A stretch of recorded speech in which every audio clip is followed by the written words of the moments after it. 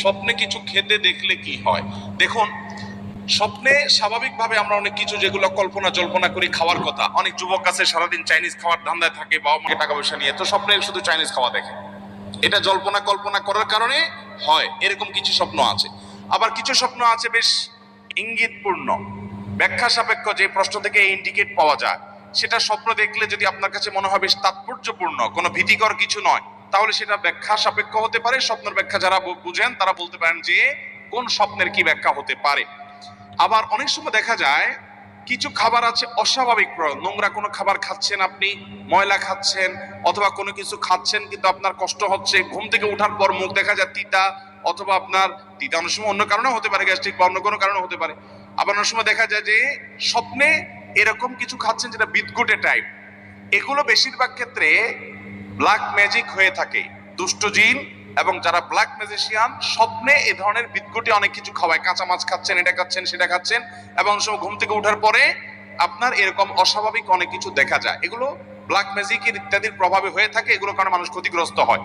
আমি ব্যক্তিগতভাবে এক রোগীর কথা জানি, চিটাং রোডে আমার ভূমিপল্লী মসজিদের পাশে, মসজিদের 2-3 বিল্ডিং পরেই ভদ্রমহিলা অসুস্থ হয়েছেন ব্ল্যাক ম্যাজিকের কারণে। কোনো রোগ বালাই ট্রিটমেন্ট করে কিচ্ছুতে কোনো উপকার হয়নি। ভদ্রমহিলা বহু দেশ ঘুরেছেন এবং মৃত্যু মুখে পতিত হয়ে গেছেন, বিছানায় পড়ে গেছেন। ইয়াং মানুষ, খুব বেশি বয়স হয়নি। তো এই ভদ্র মহিলাকে ব্ল্যাক ম্যাজিক করা হয়েছে। কোরআন হাদিসের আলোকে যখন রুকিয়া করা হলো, ঝাড়ফুঁক করা হলো, দেখা গেল তার বমি হলো। বমির সাথে একটা গোশতের টুকরা বের হলো যেটা চুল দিয়ে পেঁচানো। এখন চুল দিয়ে কেন পেঁচানো হলো আমি তো জানি না। একজন ডাক্তারের সাথে শেয়ার করলাম, উনি বললেন ভাই চুল দিয়ে এই জন্য পেঁচাইছে যে চুল এটা কখনো হজম হয় না, এটাকে এমন ভাবে চুল দিয়ে মোড়ানো হয়েছে যে এই গোশতের টুকরাটা কোনোদিন হজম হবে না, এটা যতদিন তার পেটে থাকতে থাকবে মৃত্যু পর্যন্ত সে কষ্ট পেতে পেতে দুনিয়া থেকে যাবে, ব্ল্যাক ম্যাজিকের কারণে, কালো জাদুর কারণে। তো এইরকম কালো জাদু তার পেটে কিভাবে গেলে, কেউ তাকে খাওয়াইছে, এত বড় জিনিস তো কেউ তো খাওয়ানোর কথা না। স্বপ্নে অনেক সময় শয়তান এটা করে।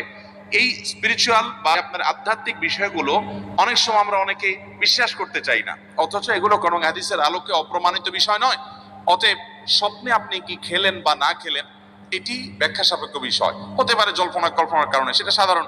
হতে পারে কোনো ইন্ডিকেট মূলক, যে এটা খেলে এটা হওয়ার আলামত, ওইটা হওয়ার আলামত। এগুলোর শব্দ সম্পর্কে বিশেষজ্ঞ মানুষরা ব্যাখ্যা করতে পারবেন, আমি নিজের সম্পর্কে খুব বেশি জানি না, এটা স্পেশাল একটা সাবজেক্ট।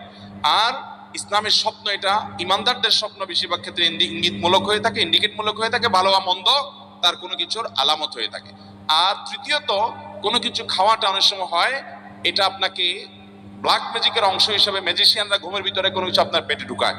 এটা কিভাবে ঢুকায় প্রকৃতি কি একমাত্র আল্লাহ ভালো জানেন, কিন্তু করে, এবং সেটি কারণে মানুষ ক্ষতিগ্রস্ত হয়, প্রভাবিত হয়। এগুলোতে বাঁচার উপায় কি?